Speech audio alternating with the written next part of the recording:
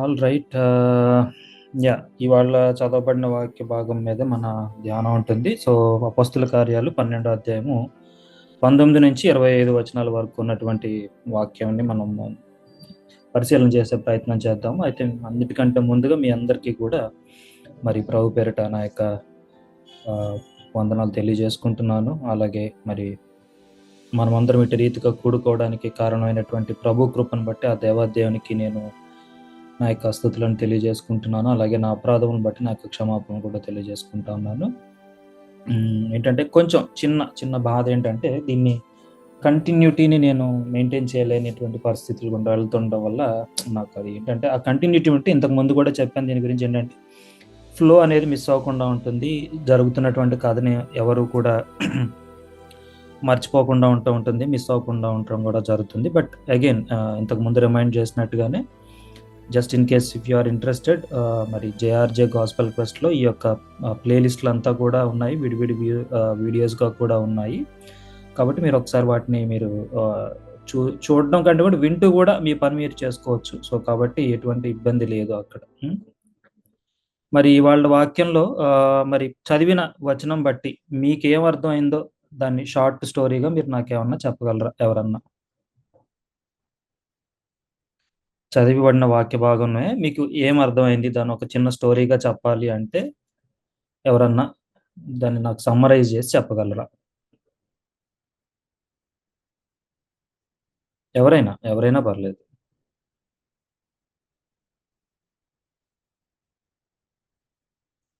Or maybe వాక్యం చదివిన సోనా గారిని అడగనా పోనీ? ఎవరైనా పర్లేదు, కానీ ఎవరైనా చెప్పండి. పేతురు మాయమైపోతే చెరసాల నుంచి దేవుని శక్తి ద్వారా విడిపింపబడితే దేవదూతల ద్వారా ఆ విషయం తెలుసుకున్న హేరోదు చాలా కోపం తెచ్చుకొని ఆ చెప్పిన వాళ్ళని చంపిందని చెప్పడానికి ఒక ఆజ్ఞ ఇస్తాడు. తర్వాత హేరోదు అక్కడి నుంచి వెళ్ళిపోతాడు, వేరే దేశానికి కైసరికి వెళ్తాడు. తర్వాత ఇంకా పర్లేదు, మీరు బైబిల్ చూస్తూ కూడా చెప్పచ్చు చదివినంత వరకు.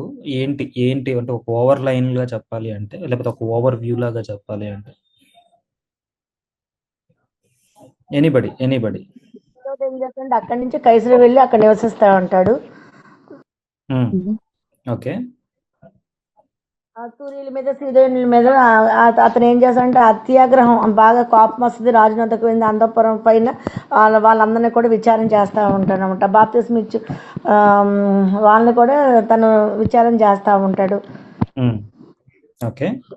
రాజ్య వస్త్రాలన్నింటినీ కూడా ధరించుకొని రాజ్యపేట మీద కూర్చుని ఉన్నప్పుడు జనులందరూ కూడా తనకి దైవ స్వరమే కానీ మానవ స్వరం లేదు మీద, అంటే అతను అంత మంచి వ్యక్తి అని మొత్తం అందరికి ప్రభువు దూత అతనికి మొత్తని కనుక పురుగులు పడి ప్రాణం విడుస్తాడు. ఓకే. ఇక చివరిగా ఏం జరుగుతుందండి? అది బర్నబా సౌలు కూడా ఏం పరిచర్య అయిన తర్వాత మార్కు అని పేరు గల యోహాను వెంట పెట్టుకుని యెరూషలేము నుండి తిరిగి వస్తారనమాట వాళ్ళు. వండర్ఫుల్. సో కాబట్టి దయచేసి నెక్స్ట్ టైం నుంచి కూడా ఎవరన్నా ఏంటంటే చదువుతున్నప్పుడు మనం అది ఏం చదువుతున్నాం అన్నది ఒకసారి ఓవర్ వ్యూగా తెలుసుకోవడం ఏంటంటే ఫాలో అవుతా ఉంటే ఈజీగా ఉంటుంది అనమాట. సో థ్యాంక్ యూ అండి జైని గారు. మరి అది సింపుల్గా చెప్పాలంటే అది స్టోరీ. అయితే మధ్యలో ఏమేమి అంశాలు వస్తూ ఉన్నాయనేది మాత్రం మనం ఇవాళ పరిశీలన చేసే ప్రయత్నం చేద్దాం. ఎవరున్నారు ఇక్కడ? హేరోద్ అన్నప్పుడు ఏ హేరోద్ వస్తాడండి ఇక్కడ మనకి? దీన్ని నేను దగ్గర ఒక 2-3 సార్లు చెప్పాను. ఏ హేరోద్ వస్తాడండి ఇక్కడ? మీరు నా స్క్రీన్ చూస్తూ కూడా చెప్పచ్చు. అగ్రిప్ప 1 అనే ఆయన ప్రస్తుతం రాజ్యాన్ని పరిపాలిస్తా ఉన్నాడు. మరి అంతకుముందు జరిగిన కథని నేను మళ్ళీ రివైజ్ చేయదలుచుకోవట్లేదు. మీకు గుర్తుందో అనుకుంటాను. ఇఫ్ నాట్ ఆ యొక్క యూట్యూబ్ ఛానల్లోకి వెళ్ళి మీరు ఆ యొక్క పరిశీలన లేదా ఏదైతే మనం మెడిటేట్ చేసామో ఆ అంశాలన్నింటినీ కూడా మీరు ఒకసారి చూడండి. సో పేతురు ఎప్పుడైతే మరి తప్పింపబడ్డాడో అగ్రిప్పకే కానీ యూదులకే కానీ ఇది చాలా ఏమంటారంటే ప్రెస్టీజియస్ ఇష్యూ అనమాట. అంటే చాలా ఎలా చెప్పొచ్చు అన్న, తెలుగులో ఒక మంచి పదం చెప్పండి అన్న దీనికి ఈక్వలెంట్గా. ఎట్లా చెప్పొచ్చు? పరువు ప్రతిష్టకు సంబంధించింది అనొచ్చా? తన ఇగో దెబ్బతిన్నది, అహం. ఇగో దెబ్బతింది. అంతేకాకుండా అంటే వాళ్ళదైనటువంటి ఒక విషయం మీద వీళ్ళకి మచ్చ వచ్చింది. ఎట్లా చెప్పొచ్చు అంటే, లెట్స్ సే వాళ్ళకి ఒక బ్రాండ్ వాల్యూ ఉందనుకోండి, ఆ బ్రాండ్ వాల్యూకి ఒక మచ్చ వచ్చింది. ఏంటి, ఇప్పుడు ఈయన అంత పెద్ద టైట్ సెక్యూరిటీ పెడితే కనీసం ఒక్కడికన్నా కనపడలేదా పేతురు? ఒక్కడికన్నా కనపడకుండా ఆయన తప్పింపబడ్డా అనేది ఒక ఒక పెద్ద క్వశ్చన్, ప్రెస్టీజ్కి సంబంధించిన విషయం. ఎందుకంటే రాజు దగ్గర నుంచి ఒక ఖైదీ తప్పించుకున్నాడంటే పెద్ద మరి అది చాలా పెద్ద నింద, అవమానం కదా. సో ఆ యొక్క కోపం మరి అగ్రిప్పలో కనపడుతుంది. అగ్రిప్పలో ఉంది అంటే వెనక యూదుల నుంచి అంటారు దెప్పి పొడుపు అనొచ్చా, అంటే నువ్వు ఏదో పెద్ద చేస్తావు అనుకుంటే నువ్వు ఇలా చేసావు ఏంటయ్యా అని అంటారు కదా, అలాగా. సో అది కూడా ఉండింది అంతర్లీనంగా. అయితే ఇది అగైన్ ఇంతకుముందు చెప్పినట్టుగా కైండ్ ఆఫ్ సిమిలారిటీ ఏంటంటే, యేసుక్రీస్తుని మరి వారు ఆ యొక్క రాతి సమాధి లేదంటే ఆ గుహలో ఉంచిన తర్వాత మరి ఏ విధంగా అయితే ఈవెంట్స్ జరిగినాయో అదే మాదిరిగా ఇక్కడ కూడా జరుగుతూ ఉండేది. సో కాబట్టి వీళ్ళ దృష్టిలో ఏంటంటే సూపర్ న్యాచురల్ మిరాకిలా అంటే వీళ్ళు బిలీవ్ చేయరు. చేస్తే ఏమవుద్దంటే వేరే ఒక కన్స్పైరీ థియరీకి వీళ్ళు ఆమోదం చేసినట్టు అయిపోతుంది. అంటే దాని ఉద్దేశం ఇక్కడ వీళ్ళ దృష్టిలో యూదులు కాకుండా క్రైస్తవులుగా ఎవరైతే మారుతున్నారో వీళ్ళందరికీ వీళ్ళు ఓటేసినట్టు అవుతుంది. And more over what they feel ఏంటంటే, ఆ లాజికల్ రీజనింగ్ వేసినప్పుడు ఇప్పుడు అంతమంది నుంచి తప్పించుకుని వెళ్ళాడు అంటే లోపల ఉన్న ఎవడో ఒకడు వీళ్ళకి సాయం చేశాడనే ఫీలింగ్ ఉంటుంది వీళ్ళకి. అంతే తప్ప సూపర్ న్యాచురల్ గా జరిగిపోయింది కాబట్టి దేవునికి తల వంచడం అంత ఇంకా వాళ్ళలో అంతటి మార్పు రాలేదు ఇంకా అనమాట. కాబట్టి అందుకనే అంత ఆయన చాలా కోపం కలిగిన వాడైపోయి మరి ఏం చేశాడంటే, చదవండి 19వ వచనం చదవండి ఎవరైనా. హేరోదు అతని కోసరము వెదికినప్పుడు అతడు కనబడనందున కావలి వారిని విమర్శించి వారిని చంపనాజ్ఞాపించెను. అటు తరువాత హేరోదు యూదయ నుండి కైసరుకు వెళ్ళి అక్కడ నివసించెను. వారిని విమర్శించి, ఇంగ్లీష్లో ఏముందంటే క్రాస్ ఎగ్జామిన్ ద గాడ్స్. అసలు ఎట్లా మీరు బయటికి పంపించగలిగినారు అని చెప్పి ఆయన మరి కోపం తెచ్చుకున్నాడు. ఇక ఏం చేశాడంటే వేస్ట్, ఇక వీళ్ళ వల్ల నాకు పరుగు పోయిందని చెప్పి చంపేసి ఇక అక్కడి నుంచి ఫర్ సమ్ రీజన్స్ ఆయన కైజరియా వెళ్ళిపోయాడు అనమాట. కైజరియా తర్వాత మరి 20వ వచనం చదవండి ఒకసారి. తూరీయుల మీదను సీదోనీయుల మీదను అతనికి అత్యాగ్రహము కలిగినందున వారేక మనస్సుతో రాజునొద్దకు వచ్చి అంతఃపురమునకు పై విచారణకర్తయగు బ్లస్తును తమ పక్షముగా చేసుకొని సమాధాన పడవలనని వేడుకొనిరి. ఎందుకనగా రాజు యొక్క దేశము నుండి వారి దేశమునకు గ్రాసము వచ్చిచుండెను. ఈ తూరీయులు సిదోనీయుల గురించి కూడా మీకు నేను ఇంతకు ముందు ఒకసారి చెప్పాను. టైర్ అండ్ సిదోన్ అనే ప్లేసెస్ ఉన్నాయి. అక్కడ వరకు కూడా మరి యేసుక్రీస్తు తన యొక్క పరిచర్యను మరి కొనసాగించినట్టుగా మనకి కనబడతా ఉండింది. తో it is a mixed population, యూదులు యూదేతరులు ఉన్నటువంటి పాపులేషనే, కానీ మోస్ట్లీ ఏంటంటే అన్యులు ఎక్కువగా ఉండేటటువంటి ప్రాంతంగా చెప్పబడతా ఉంది. అక్కడ వరకు కూడా యేసుక్రీస్తు వెళ్ళి తన యొక్క పరిచర్యం చేశాడు. అయితే మరి ఫర్ సమ్ రీజన్ ఎందుకో మరి ఈయనకును ఆ ప్రాంతం వారికి చెడింది. మరి వాళ్ళపైన చాలా కోపంగా ఉంటే వాళ్ళు ఏం చేశారంటే సంధి కుదుర్చుకునే ప్రయత్నం చేశారు.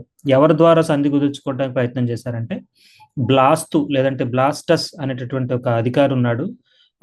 కైండ్ ఆఫ్ ఒక పర్సనల్ అసిస్టెంట్, లేకపోతే అక్కడ రాజుకు చాలా క్లోజెస్ట్ సర్కిల్లో ఉన్నటువంటి ఒక పర్సన్ కింద చెప్తే అతని ద్వారా వీళ్ళు సంధి కుదుర్చుకుని మరి ఆయనతో మాట్లాడడానికి వీళ్ళు వెళ్ళారు. ఎందుకంటే ప్రాబబ్లీ ఫుడ్ సంబంధించినటువంటి ఇష్యూ ఉండింది అన్నట్టుగానే మనకు కనపడుతుంది. ఎందుకంటే ఆ చివరి 20లో చివరిగా ఏం రాయబడింది ఒకసారి చదవండి 20వ వచనంలో. రాజు యొక్క ఎందుకనగా రాజు యొక్క దేశం నుండి వారి దేశమునకు గ్రాసము వచ్చుచుండెను. ఫుడ్ సప్లై వస్తుంది కాబట్టి వాళ్ళు డిపెండెంట్ ఆన్ కింగ్, దాని కొరకు సంధి చేసుకుంటున్నారు. అయితే గొడవ దేని గురించి అయింది అన్నది మాత్రం మనకి ఇక్కడ రాయబడలేదు. Okay, and then 21st verse చదవండి. నియమింపబడిన దినమయందు హేరోదు రాజవస్త్రమును ధరించుకుని న్యాయపీఠం మీద కూర్చుండి వారి ఎదుట ఉపన్యాసం చేయగా జనులు ఇది దైవస్వరమే కాని మానవ స్వరము కాదని కేకలు వేసిరి. వద్దాం, ఇక్కడికి వద్దాం. ఈ 21కి వచ్చే ముందు 20లో ఉండేటటువంటి కొన్ని అంశాలను, ప్రాక్టికల్ గా ఉండేటటువంటి అంశాలను పరిశీలన చేసే ప్రయత్నం చేద్దాం. ఏంటంటే ఈ రాజకీయం అనేటటువంటిది ఎప్పటి నుంచో అనాదిగా, అంటే మనం ట్రైబ్స్ గా ఉంటున్న దగ్గర నుంచి కూడా ఉంటుంది. కాకపోతే అది ఎలా ఉండిందంటే ఎగ్జిస్టెన్స్ సంబంధించిన దాడి, లేకపోతే తమ బలాన్ని నిరూపించుకోవాల్సిన అవసరం ఉన్నప్పుడు చేసేటటువంటి దాడిలో మరి రాజకీయంగా ఆలోచిస్తూ ఎత్తుగడలు వేయడం అనేది ఉండింది. ఇక అది రాజ్యాలుగా మారే కొద్దీ ఏమైపోయిందంటే అది ఆనాటి నుంచి ఈనాటి వరకు కూడా రాజకీయం ఉంది. ఎప్పుడైతే రాజకీయంలో మతం చేరుతుందో, లేకపోతే మతంతో రాజకీయం చేరుతుందో ఏంటంటే చాలా దుష్పరిణామాలు అంటారు, bad consequences or negative consequences అనేవి మనకి స్టార్ట్ అవుతూ ఉంటాయి అనమాట. అంటే ఒక రకమైన ప్రోపగండా స్టార్ట్ అయిపోతుంది.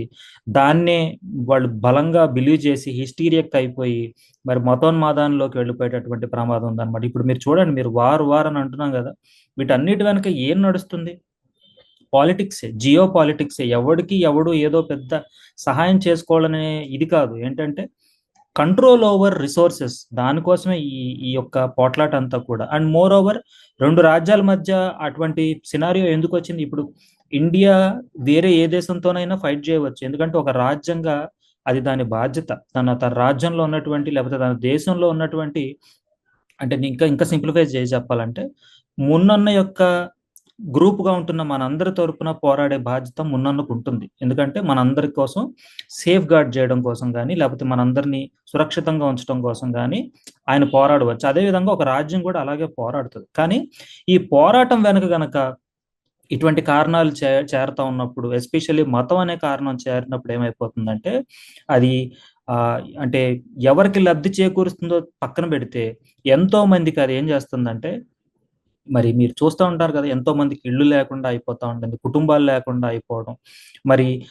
ఆ బాధలోంచి ద్వేషం పుట్టుకొచ్చి మరి ఎలాగైనా శత్రు మీద మరి పగ తీర్చుకోవాలనేటటువంటి ఆ యొక్క దాన్ని ఏమంటాము, ఆ యొక్క వైరాగ్యము, ఆ విషము ప్రతి ఇండివిజువల్లోనూ డెవలప్ అయిపోతుంది. మీరు కావాలంటే ఇండో పాక్ ఇష్యూ కానీ, ఇజ్రాయెల్ పాలస్తీనా ఇష్యూ కానీ మీరు ఏది చూసుకున్నా కూడా everywhere this is the scenario.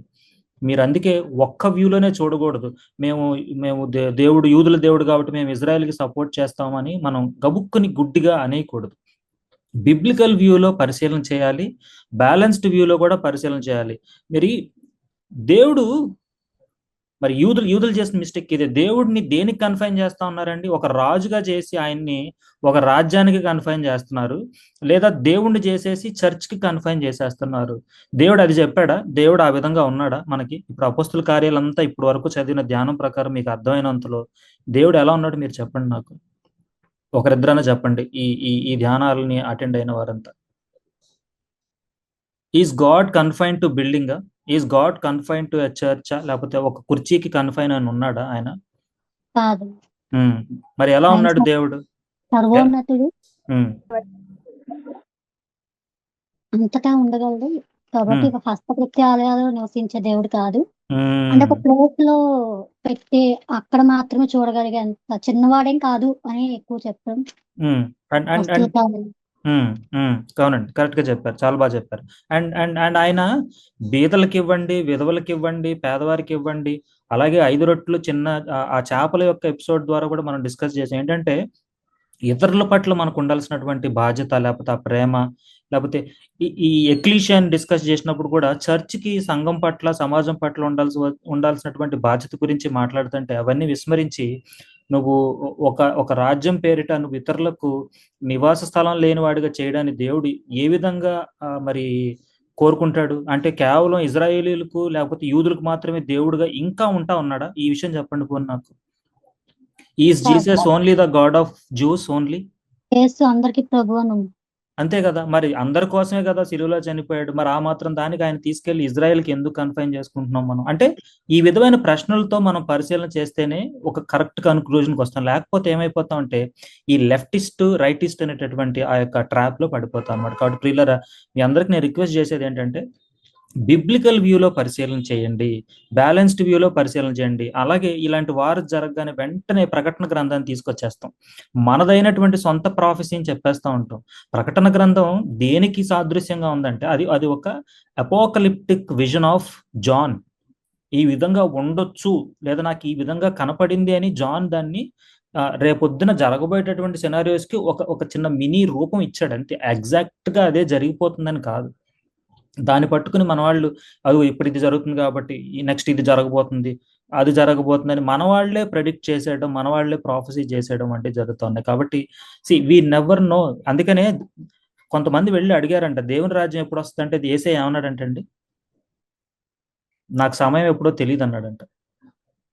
దేవుని రాజ్యం ఈ మధ్యలోనే ఉందని కూడా చెప్పాను ఆ, చోట. సమయం ఎప్పుడో తెలియదు అన్నాడంట. లేకపోతే ఈ సమస్తము ఎవరి కంట్రోల్లో ఉందని చెప్పాడంట, తండ్రి తండ్రి కంట్రోల్లో ఉందని చెప్పాడంట. కాబట్టి దయచేసి మనం కొంచెం జాగ్రత్తగా ఆలోచన చేయాలి. అలాగే మరి మనం కూడా మిగతా వారికి లాగా మత ఛాందసత్వానికి వెళ్ళకూడదు. ఇప్పుడు విత్ ఇన్ ఇండియాలో జరుగుతుంది కూడా అదేనండి. ఇప్పుడు మనం ఇజ్రాయెల్కి ఏ విషయంగా అయితే సపోర్ట్ చేస్తామో, అంటే నేను తప్పు రైట్ గురించి పక్కకు పెడితే, ఇప్పుడు ఇండియాలో జరుగుతున్న విద్వేషం ఏంటి? వాళ్ళ మతం కాబట్టి వాళ్ళ కంట్రీ మాత్రమే ఉండాలని, ఈ కంట్రీ వాళ్ళదేనని, మనం అంతా ఎక్కడో బయట నుంచి వచ్చిన వారమని మరి మన మీద విపరీతమైన విద్వేషం వెదజల్లటం లేదా? ఏ యూదుల కోసమే దేవుడు యుద్ధం చేస్తున్నాడా? మరి ఇక్కడ మన భారతదేశంలో చాలా మంది పర్సెక్యూషన్కి గురవుతున్నారండి. మరి వారి కోసం దేవుడు బాధపడ్డా? ఎందుకు బాధపడ్డా? మరి దేవుడు ఎందుకు సపరేట్ గా మన క్రిస్టియన్స్ అందరినీ భారతదేశం నుంచి ఇంకొక సపరేట్ రాజ్యంగా ఎందుకు చేయట్లేదు? ఇది కేవలం ఒక ఆలోచన కొరకు తీసుకొచ్చే ప్రశ్నలే తప్ప ఎటువంటి ఏమంటారు అగ్రెషన్, ఎమోషన్ ఇక్కడ నింపు చేసేసి ఇక్కడ ఏదో మనం డిస్కస్ చేసేయాలని కాదు. కానీ అంటే సమయం సందర్భం వచ్చింది కాబట్టి చెప్పాలనే ఉద్దేశం. గాడ్ ఈజ్ బియాండ్ కింగ్డమ్ అండి, ఇది మనం గుర్తుపెట్టుకోవాలి. అంటే యుద్ధంతో సంబంధం లేకుండా మనం మాట్లాడితే God is beyond Kingdom, God is beyond building, God is beyond position. అందుకనే జేమ్స్ ఎల్డీ నీ పక్కన సీట్ ఇవ్వమంటే దేవుడు ఏం చెప్పాడంట వారిద్దరికి, అన్నదమ్ములు ఇద్దరికి, అది నా వశం లేదా తండ్రి వశంలో ఉంది. నేను తాగునది నువ్వు తాగలేవయ్యా, కాబట్టి నువ్వు సీట్ అంటే ఏదో మామూలు సీట్ కింద చూడొద్దు అని చెప్పాడు అనమాట. కాబట్టి ప్రియులరా, మనమైనటువంటి థింకింగ్, ఆచారాలతో దేవుడిని కన్ఫైన్ మనం చేయొద్దు. అలా దేవుడు అక్కడ ఆ విధంగా నేర్పించాడు కాబట్టి ఆ ఎక్లీషియా, ఆ సంఘం మనకు సాదృశ్యంగా అవ్వనున్నది. అందుకనే చూడండి 2వ చాప్టర్లో స్టార్ట్ అయింది, ఎపిసోడ్స్ స్టార్ట్ అయ్యాయి. పేతురు ప్రసంగంతో స్టార్ట్ అయింది వీళ్ళ యొక్క జర్నీ. అడుగడుగున కష్టాలు వీళ్ళకి రాలేదా? వచ్చినవన్నీ దేవుడు సార్ట్అవుట్ చేసుకుంటా రాలేదా? దేవుడు నిలబెట్టాలనుకున్నాడు, సార్ట్అవుట్ చేసుకొచ్చాడు. ప్రూఫ్ గా వాళ్ళని నిలబెట్టాలనుకున్నాడు, వచ్చాడు. ఇప్పుడు టైం లైన్ లో కూడా చక్కగా లూక్ ప్రజెంట్ చేసుకుంటూ వచ్చాడు. మరి స్టెఫెన్ మరణం జరిగింది, అంతకుముందు పేతురు మరి లీడ్ చేస్తా ఉన్నాడు. సడన్ గా స్టెఫెన్ మరణం జరిగింది, మరి పౌల్ పిక్చర్ లోకి వచ్చాడు. ఇప్పుడు పౌలు మరి మినిస్ట్రీలో ఉన్నాడు. పౌల్ తర్వాత పేతురుకి మరి డివైన్ ప్లాన్ గురించి అర్థమైంది. మరి ఇప్పుడు సడన్ గా హేరోద్ వచ్చాడు. మరి ఈ చాప్టర్ 2 కల్లా ఏమైపోయాడండి ఆయన? ఏమైపోయాడు ఈ చాప్టర్ 2 కల్లా? చెప్పాలి. చనిపోయాడు, లేడు, అయిపోయింది. ఒక ఎండ్ ఉంది, ఒక స్టార్ట్ ఉంది, ఒక ఎండ్ ఉంది, ఒక స్టార్ట్ ఉంది. దేవుడు దీన్ని కంటిన్యూస్ గా జర్నీని ముందుకు తీసుకెళ్తా ఉన్నాడు. కాబట్టి మనం చాలా జాగ్రత్తగా పరిశీలించాలి. ఎందుకు ఈ మాటలు ఇంతగా చెప్తున్నానంటే, ఈ అగ్రిప్ప మరణం తర్వాత రాబోయే చాప్టర్స్ అన్ని కూడా చాలా ఇంట్రెస్టింగ్ గా ఉండబోతుంది. ఎందుకంటే పౌలు యొక్క మిషనరీ జర్నీస్ స్టార్ట్ అవబోతా ఉన్నాయి 13వ చాప్టర్ నుండి. అందుకోసం అన్నమాట. కాబట్టి మనం అది అర్థం చేసుకోవాలి. అలాగే ఇంతకుముందు కూడా చెప్పా, ఇప్పుడు పేతురు తప్పింపబడ్డాడు కాబట్టి నా విశ్వాసం గొప్పదనో లేకపోతే మా దేవుడు గొప్పవాడనో ఆయన గలాట చేయలేదు. మనము కొన్నిసార్లు మౌనంగా ఉండడమే మంచిది, కొన్నిసార్లు గలాటా చేయకపోవడమే మంచిది, కొన్నిసార్లు చాప కింద నీరులాగా మన యొక్క యాక్టివిటీస్ వెళ్ళడమే మంచిది. ఇది మనం అర్థం చేసుకోవాల్సినటువంటి సినారియోలో ఉంది. అలా ఎక్కువ టూ మచ్ ఆఫ్ మనం కూడా ప్రోపగండా, పబ్లిసిటీలు చేసుకునే కొంత ద్వేషాన్ని తెచ్చిపెట్టుకున్నాం అనమాట ఇతరులతో. సరే, ఇక మరి చివరికి వచ్చేస్తాను నేను ముగించడానికి. మరి అతను మరి 21వ వచనంలో మరి ఒక రాయల్ డ్రెస్అప్ వేసుకుని ఒక ప్రసంగానికి వచ్చాడంట. అంటే బహుశా మరి ఈ తూరీనీయులు, సిదోనీయుల్ని వీళ్ళందరినీ మరి ఆ యొక్క సంధి జరుగుతున్నప్పుడు మరి రెండో అబ్బాయి మీతో మాట్లాడడానికి అని పిలుస్తారు కదా, అలాగా పిలిచుండవచ్చు. పిలిచినప్పుడు మరి ఆయన అక్కడ ఒక ఉపన్యాసం చేయడానికి ఆయన మరి కూర్చున్నాడంట. 22వ వచనంలో ఇది దైవ స్వరమే కానీ మానవ స్వరం కాదు అన్నప్పుడు ఇక్కడ మనం దాన్ని కొంచెం ఎట్లా అర్థం చేసుకునే ప్రయత్నం చేయాలంటే, జనరల్ గా ఇప్పుడు మనలో కూడా ఎవరైనా మనం పాటలు బాగా పాడుతున్నారు అనుకోండి, ఇట్లా వీళ్ళు పాడుతున్నప్పుడు అబ్బా వీళ్ళు ఎంత బాగా పాడుతున్నారో అని మనం అభినందించడం వరకు ఓకే, కానీ మనం ఆ పాటల్లో ఒక్కోసారి ఎమోషనల్ అయిపోయి లేకపోతే బాగా లీనమైపోయి ఆ పాట నీతో దేవుడే పాడించాడు అని కూడా మనం ఒక్కోసారి అంటూ ఉంటాం. లేకపోతే వాక్యం చెప్పేటప్పుడు లేకపోతే ప్రార్థన చేసేటప్పుడు మనం కొంచెం ఎమోషనల్ అయ్యి మాట్లాడినా లేకపోతే బాగా డీప్ గా మనం మాట్లాడుతున్నా కూడా మనం ఏమంటాం అంటే, అబ్బా ఇది దేవుడు చేయించాడు నీ చేత, లేకపోతే ఇది దేవుడే మాట్లాడుతున్నాడు అని మనం అనేటటువంటి సందర్భాలు ఉంటాయి కదా, అటువంటి సందర్భంలో ఒక సందర్భం అంట. అండ్ ఆల్సో సమ్ టైమ్స్ మనం ఏం చేస్తాం అంటే డప్పు కొడుతూ ఉంటాం. ఇక్కడ రాజు కాబట్టి ఈయన ఆ డప్పు కొట్టు ఉండొచ్చు అనేటటువంటి సినారియో కూడా కనపడుతూ ఉంది అనమాట. అయితే దీన్ని లూక్ ఏ విధంగా ప్రజెంట్ చేసే ప్రయత్నం చేస్తున్నాడంటే, అతని మీదకి ఒక డివైన్లీ ప్రెజెన్స్ వచ్చిందని, తను ఆ విధంగా మాట్లాడుతున్నాడని, మాట్లాడుతూ ఆ గ్లోరీని దేవుడికి ఇవ్వాల్సింది పోయి తను తీసుకున్నాడని, అందుకనే ప్రభు దూత అతను మొత్తెను అని ఉంది. 23వ వచనం చదవండి ఎవరన్నా. 23వ వచనం. బర్నబాయు పౌలును 23 అండి. అతడు దేవుని మహిమ పరచనందున అతను వెంటనే ప్రభువు దూత అతన్ని మొత్తెను గనుక పురుగులు పడి ప్రాణం విడిచెను. ఇంగ్లీష్లో ఏముందంటే an angel of lord struck him down ఉందండి. ఇదే స్ట్రక్ అనే వర్డ్ ఇంతకు ముందు ఎక్కడ వాడిందని మనం చూసాము, పేతురును తట్టి లేపును అని అన్న దగ్గర మనం వాడడం చూసాము. ఇక్కడ పురుగులు పడి ప్రాణం విడిచిందని రాశారు కదా. అయితే దీని గురించి అంటే మన క్రిస్టియన్స్కి సోర్స్ ఆఫ్ హిస్టరీ ఎవరంటే హిస్టోరియన్ అయినటువంటి జోసెఫెస్ అని ఆయన రాసినటువంటి బుక్కే మనకి ఆధారం అనమాట. అందులో ఆయన ఎట్లా రాస్తున్నాడంటే హీ గాట్ గ్యాస్ట్రో ప్రాబ్లం వచ్చిందంట ఈ ఇన్సిడెంట్ తర్వాత. అతను దాదాపు ఒక 3 రోజులు ఏమో స్ట్రగుల్ అయ్యి అండ్ దెన్ ఆ లోపల ఆ ఇన్ఫెక్షన్ అయిపోయి పాయిజన్ అయిపోయి అతను చనిపోయాడు అని చెప్పి అతను కొంచెం దాన్ని సైంటిఫిక్గా రాసే ప్రయత్నం చేస్తే, మరి లూకు ఈ ఆపర్చునిటీని యూటిలైజ్ చేసుకుని ఇది ఖచ్చితంగా దేవుని ద్వారా ఆ దెబ్బ తగలడం వల్లే అతనికి ఆ మరణం వచ్చింది, ఆ ఎండ్ వచ్చేసింది అనేటటువంటి విషయాన్ని అతను అక్కడ మనకి చూపించే ప్రయత్నం చేస్తున్నాడు అనమాట. రెండు కూడా పాసిబుల్ అయ్యే అవకాశం ఉంది. సోర్స్ కుడ్ బి ఖచ్చితంగా దేవుడు ఇక అతని టైం అయిపోయింది, అతన్ని నీకు అక్కడి నుంచి పంపించేశాడు అనమాట. మరి 24, 25 చదవండి ఒకసారి. దేవుని వాక్యము ప్రబలమై చదువు చదవండి. దేవుని వాక్యము ప్రబలమై వ్యాపించుచుండెను. బర్నబాయు పౌలును తమ పరిచర్య నెరవేర్చిన తర్వాత మార్కు అను మారు పేరు గల యోహానును వెంటబెట్టుకొని యెరూషలేము నుండి తిరిగి వచ్చిరి. టైం లైన్ లోకి చక్కగా మళ్ళీ ఎవరిని తీసుకొచ్చి కూర్చోబెట్టాడండి లూకు 25వ వచనం ప్రకారం? బర్నబాయు సౌలు ఇద్దరు ఉన్నారు. అయితే Saul is the main character మనకి ఇక్కడ. ఇద్దరు వచ్చారంటే వీళ్ళు ఎక్కడి నుంచి వచ్చారు? పరిచర్య. ఏ పరిచర్య అంటే మనం ఇంతకు ముందు చాప్టర్ లో మనం మరి మొదటిసారి క్రైస్తవులు అనబడ్రి అని చెప్పబడినటువంటి ఆ చాప్టర్ లో మరి కరువు వస్తుంది అని మరి ఒక ప్రవక్త చెప్పినప్పుడు వీళ్ళంతా చందాలు పోగడానికి లేకపోతే ఆహారం పోగడానికి బయలుదేరారే, అదిగో ఆ పరిచర్య నుంచి వీళ్ళు బ్యాక్ వచ్చారు. వీళ్ళతో పాటు ఒక కంపానియన్ యాడ్ అయ్యాడు. ఆయన పేరు ఏం పేరండి? ఆయన పేరు జాన్ మార్క్ అంటాము. ఈ జాన్ మార్కే మరి మార్కు సువార్త రాశాడు. ఆ ఫస్ట్ సువార్త మార్కు సువార్త అని మరి చాలా మంది చెప్తుంటారు. దాని నుంచి కొంచెం ఇన్స్పైర్ అయ్యి మరి మత్తయి గాని లోకా గాని కొంచెం ఇన్స్పిరేషన్స్ తీసుకున్నారని చెప్తా ఉంటారు. మరి ఈ జాన్ మార్కు మరి బర్నబాకి లేదా పేతురుకి కానీ కజిన్ అయ్యేటటువంటి ఛాన్స్ ఉండిందంట. ఇక్కడ ఇతన్ని ఎందుకు ఇంక్లూడ్ చేశారంటే నెక్స్ట్ చాప్టర్స్ లో పరిచర్యలో ఇతను కూడా ఇక పాలిభాగస్తుడు కాబోతున్నాడు, ఇతని నుంచి కూడా ఒక మంచి లెర్నింగ్ మనకి రాబోతా ఉండింది. అందుకని అతన్ని స్క్రీన్ ప్లేలో చక్కగా తీసుకొచ్చి టైం లైన్ లో ఇతన్ని కూర్చోబెట్టాడు.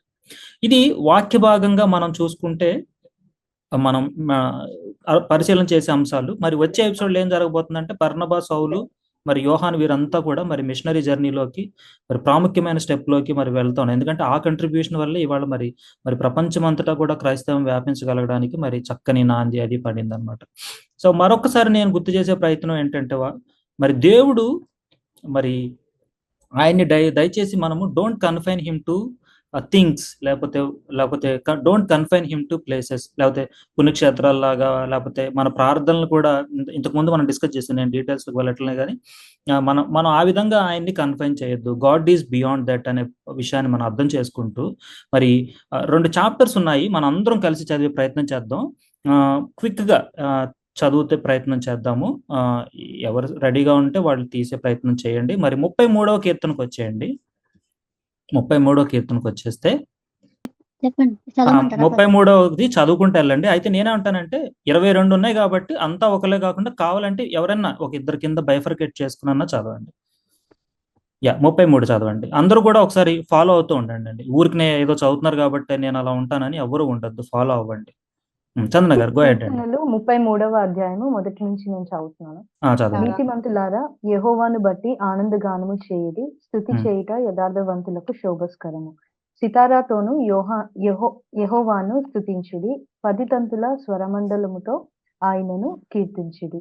ఆయనను గూర్చి నూతన కీర్తన పాడుడి. ఉత్సాహధ్వనితో ఇంపుగా వాయించుడి. యెహోవా వాక్యము యథార్థమైనది, ఆయన చేయునదంతయు నమ్మకమైనది.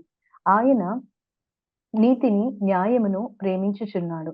లోకము యెహోవా కృపతో నిండి ఉన్నది. యెహోవా వాక్కు చేత ఆకాశములు కలిగెను. ఆయన నోటి ఊపిరి చేత వాటి సర్వ సమూహమును కలిగెను.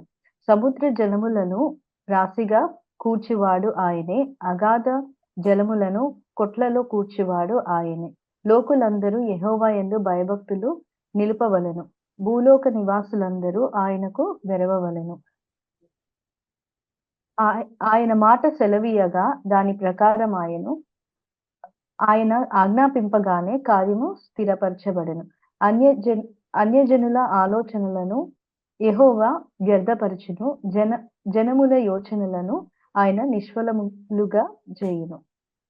వేరే ఎవరైనా చదవండి. ఆలోచన సదాకాలము నిలుచును. ఆయన సంకల్పములు తరతరములకు ఉండును. యెహోవా తమకు దేవుడుగా గల జనులు ధన్యులు. ఆయన తనకు స్వాస్థ్యముగా ఏర్పరచుకొను జనులు ధన్యులు. యెహోవా ఆకాశంలో నుండి కనిపెట్టుచున్నాడు. ఆయన నరులందరినీ దృష్టించుచున్నాడు. తానున్న నివాస స్థలములో నుండి భూలోక నివాసులందరి వైపు ఆయన చూచుచున్నాడు. ఆయన వారందరి హృదయములను ఏకరీతిగా నిర్మించిన వాడు. వారి క్రియలన్నీ విచారించువాడు, వారిని దర్శించువాడు. ఎవరైనా చెప్తే చదవండి మేడం, లేకపోతే చదువుతాను. ఏ రాజును సేనా బలము చేత రక్షింపబడ్డాడు, ఏ వీరుడును అధిక బలము చేత తప్పించుకొనడు. నీ రక్షించుటకు గుర్రములు అక్కరకు రాదు, అది దాని విశేష బలము చేత మనుషులను తప్పింపజాలదు. వారి ప్రాణమును మరణము నుండి తప్పించుటకును, కరువులోని వారిని సజీవులుగా కాపాడుటకును యెహోవా దృష్టి ఆయన యందు భయభక్తులు గల వారి మీద, ఆయన కృప కొరకు కనిపెట్టి వారి మీదను నిలుచుచున్నది. ఎవరిని చదవండమ్మా. మనము యెహోవా పరిశుద్ధ నామమునందు నమ్మిక ఉంచి ఉన్నాము. ఆయనను బట్టి మన హృదయము సంతోషించుచున్నది. మన ప్రాణము యెహోవా కొరకు కనిపెట్టుకొనుచున్నది. ఆయనే మనకు సహాయమును మనకు కేడుమై ఉన్నాడు. యెహోవా, మేము నీ కొరకు కనిపెట్టుచున్నాము. నీ కృప మా మీద నుండునుగాక. ఆమేన్, ఆమేన్. అలాగే మార్కు రాసిన సువార్త 4లోకి వచ్చేయండి. ఇందులో కొన్ని వచనాలు చెప్తాను, మీరు చదువు, అన్నీ వద్దు. మరి 14వ వచనం నుండి 21 వరకు ఎవరైనా చదవండి. వాడు వాక్యము విత్తుచున్నాడు. త్రోవ ప్రక్క నుండి వారెవరు అనగా వాక్యము వారిలో విత్తబడును గాని వారు వినిన వెంటనే సాతాను వచ్చి వారిలో విత్తబడిన వాక్యం ఎత్తుకొని పోవును. అటువలే రాతి నేలను విత్తబడిన వారెవరనగా వాక్యము విని సంతోషముగా అంగీకరించువారు. అయితే వారిలో వేరు లేనందున కొంతకాలము వారు నిలుతురు గాని వాక్యము నిమిత్తము శ్రమ అయినను హింస అయినను కలగగానే వారు అభ్యంతరపడుదురు. ఇతరులు ముండ్ల పొదలలో విత్తబడిన వారు. వీరు వాక్యము విందురు గాని ఐహిక విచారములను, ధన మోసమును, మరి ఇతరమైన అపేక్షలను లోపల చొచ్చి వాక్యమును అణచివేయుట వలన అది నిష్ఫలమగును. మంచి నేలను విత్తబడిన వారెవరనగా వాక్యము విని దానిని అంగీకరించి 30దంతులుగాను 60దంతులుగాను 100ంతులుగాను ఫలించు వారిని చెప్పెను. మరియు ఆయన వారితో ఇట్లనెను, దీపము దీపస్తంభము మీద నుంచబొట్టకే గాని కుంచము క్రిందనైనను మంచము క్రిందనైనను నుంచబొట్టకు తేబడదు గదా. రహస్యమేదైనను తేటపరచబడకపోదు, బయలుపరచబడుటకే గాని ఏదియు మరుగు చేయబడలేదు. 30 నుంచి 32 చదవండి. మరియు ఆయన ఇట్లనెను, దేవుని రాజ్యమును ఎట్లు పోల్చుదము? ఈ ఉపమానముతో దానిని ఉపమించదము. అది ఆవగింజను పోలి ఉన్నది. ఆవగింజ భూమిలో విత్తబడినప్పుడు భూమి మీదనున్న విత్తనములన్నిటికంటే చిన్నదే గాని విత్తబడిన తర్వాత అది మొలిచి ఎదిగి కూర మొక్కలన్నిటికంటే పెద్దదై గొప్ప కొమ్మలు వేయును. కనుక ఆకాశ పక్షులు దాని నీడను నివసింపగలవనెను. వారికి వారికి వినుటకు శక్తి కలిగిన కొలది ఇలాగున అనేకమైన ఉపమానములు చెప్పి ఆయన వారికి వాక్యము బోధించెను. ఉపమానము లేక అక్కడ వరకు చాలండి. సో ఇందాక చూసిన 33వ వచనం 33వ అధ్యాయం కీర్తనలో ఏముందంటే దేవుడు పైనుంచి అందరినీ చూస్తున్నాడంట. ఉందా ఇందాక చదివిన దాంట్లో? ఆ అందరి మీదకి ఆయన తన కృపను తీసుకురావాలనేటటువంటి ఆశ కలిగిన వాడే ఉన్నాడు. అలాగే మరి ఆయన ఏం చేస్తున్నాడంట? పరిశీలన కూడా చేస్తున్నాడంట, అందరికీ అని ఉన్నదండి. అలాగే ఇక్కడికి వచ్చేటప్పటికి ఆ అందరిలో ఉన్న మనం ఏ రకంగా ఉండగలుగుతాం అంటే, ఇదిగో ఇప్పుడు ఈ మార్కు సువార్తలో చదవబడినటువంటి ఆ వాక్యములో ఆ విత్తనం, అంటే విత్తనాలు వేస్తే ఏ విత్తనం ఎలా వెళ్తుంది అనే దాంట్లో మనం అందరం ఉన్నాం, ఒక్కొక్కరిది ఒక్కొక్క రకమైన. మరి చివరగా మరి ఈ యొక్క పరలోక రాజ్యం లేదంటే దేవుని రాజ్యాన్ని మరి ఆవగింజతో పోలుస్తున్నాడు. మరి అదే ఆవగింజ అంత విశ్వాసం కూడా ఉండాలని మనకు చెప్తున్నాడు. అంటే ఏదో సింపుల్ గా విశ్వాసం ఉంటే కొండలు మూవ్ చేసేయడం కాదు. ఈ ఆవగింజ ఎంత స్ట్రాంగ్ గా చెప్తున్నాడు, ఆ ఆవగింజ ఎంత పెద్దదిగా అవుతుందో చెప్తున్నాడు. ఆ పెద్ద దానిలో దేవుని రాజ్యం ఎట్లా ఉందో అనే విషయాలను మనకి మరి ఆయన తెలియజేస్తా ఉన్నాడు. మరి ఇక ముగించి వేస్తున్నాను. చివరిగా దానియేలు గ్రంథము 22వ అధ్యాయంలో 20-21 అండి. దానియేలు 2వ అధ్యాయము 20-21. అనగా దేవుడు జ్ఞానబలములు గలవాడు, యుగములన్నింటను దేవుని నామము స్తుతి నొందునుగాక. ఆయన కాలములను సమయములను మార్చువాడై ఉండి రాజులను త్రోసివేయుచు నియమించును. ఉన్నవాడును వివేకులకు వివేకమును జ్ఞానులకు జ్ఞానమును అనుగ్రహించువాడనై ఉన్నాడు. చాలండి. అది మరి దేవుడు God is beyond everything and he is observing everybody from the top or from the highest place and he want everybody. And ఆయనకు కావాల్సింది ఏంటంటే, ఏం కావాలి? ఆయనకు కావాల్సింది మన యొక్క విరిగి నలిగినటువంటి మనసులే ఆయనకు కావాలి. మన దహన బలులో ఇంకోటో కాదు. అలాగే మరి ఇందాక జయరాజ్ గారు చదివిన వరుసలో ఏముందంటే, గుర్రాలు కాదు, రాజులు కాదు, మనకు బలం ఏమైంది అంటున్నారు? దేవుని కృపయే మన బలం. కాబట్టి అట్టి కృప ఉంటేనే మన జీవితాలు ఇంతెంత మాత్రంగా ఉన్నాయంటే వాటికి దూరం అయిపోతే మన పరిస్థితి ఏంటో కదా. కాబట్టి మరి ఆయన కృపకు మరొకసారి నేనే కాదు మనందరం కలిపి మరొకసారి చక్కగా అందరూ వాక్య భాగాలు పంచుకుని మీరు చదవడం నాకు ఎంతో సంతోషంగా అనిపించింది. మీ అందరికీ వందనాలు. దేవుని కృప మనందరి మీద ఉండాలని, నేను మెండుగా ఉండాలని కోరుకుంటూ, మరి దేవుని కృప చిత్తం ఉంటే వచ్చేవారు మిమ్మల్ని అందరినీ కలుసుకుంటాను. అందరి కొరకు మీరు ప్రార్థన చేయండి. మరి దేవుని యొక్క కృప అందరి మీద ఉండినట్లుగా మీరు ప్రార్థించమని వేడుకుంటా ఉన్నారు. మీ అందరికీ కూడా షాలోం.